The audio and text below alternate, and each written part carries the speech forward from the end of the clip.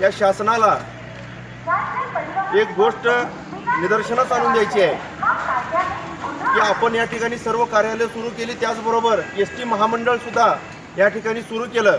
अर्थात प्रवाशांची सोय व्हावी हा त्यामागचा उद्देश असेल, परंतु हे महामंडळाचं एस टी महामंडळ आपण सुरू केल्यानंतर आज ह्या एस टीमध्ये बसून जाणारे जे आपले प्रवासी आहेत, हे प्रवासी या ठिकाणी बसमध्ये बसल्यानंतर त्यांना किमान 8 ते 10 तासाचा प्रवास करावा लागतो आणि तो प्रवास करत असताना त्यांचा त्या ठिकाणी संपर्क होतो आणि त्यांना सुद्धा संसर्गाची भीती असू शकते।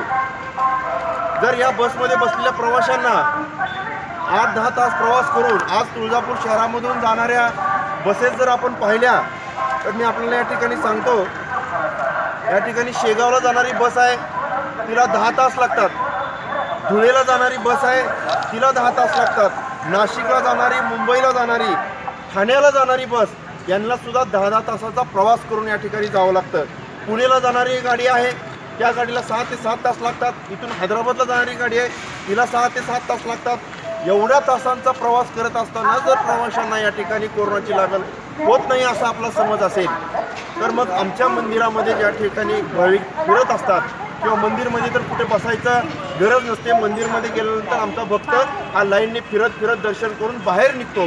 जर ही जर या ठिकाणी आपल्याला समजत नसेल तर आम्हाला या ठिकाणी पुन्हा एकदा हा विषय तुमच्या डोळ्यासमोर आणणं गरजेचं वाटतं।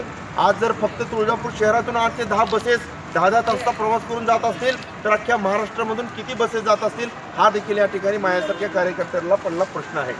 आज या ठिकाणी आपल्यासोबत या बसचे ड्रायव्हर साहेब आहेत, कंडक्टर साहेब आहेत। कंडक्टर साहेब आपण इकडे 1 मिनिट इकडे या कंडक्टर साहेबांना आपण विचारा आपण कुठे चाललाय? हे कंडक्टर साहेब प्रवासी घेऊन ठाण्याला चाललेले आहेत, तर यांना तुम्हाला मला असं विचारायचं आहे की आपल्याला साधारण किती वेळ लागतो? या ठिकाणी कंडक्टर साहेबांचं म्हणणं असं आहे ना, तुम्ही कंडक्टर साहेबांचं असं म्हणणं आहे की 11 तास यांना लागतात, तर हे मध्ये बसले प्रवासी साधारण 11 तासाचा प्रवास करत असतील तर आपल्याला या ठिकाणी विचार करण्याची गरज आहे की मंदिर सुरू करणं हे या ठिकाणी कितपत बंद ठेवणं कितपत योग्य आहे। जर या ठिकाणी आमच्या भाविकांना जर आपण त्या ठिकाणी सुविधा दिल्या तर ते भाविकसुद्धा अतिशय सुखरूपपणे मंदिरात देवीचं दर्शन करून त्या ठिकाणी बाहेर येऊ शकतात, कारण मंदिराच्या निमित्ताने बंद असलेली अर्थव्यवस्था या तुळजापूर शहराचा अतिशय महत्त्वाचा विषय आहे। तुळजापूर शहरातील व्यापारी असेल, पुजारी असेल आणि सर्वच नागरिक या ठिकाणी मंदिरावर अवलंबून आहेत। त्यामुळे माझी प्रशासनाला आमदार राणा जगजितसिंह पाटील साहेब आणि सर्व आमच्या सहकार्याच्या वतीने विनंती आहे, मी या ठिकाणी आपल्या चॅनलच्या माध्यमातून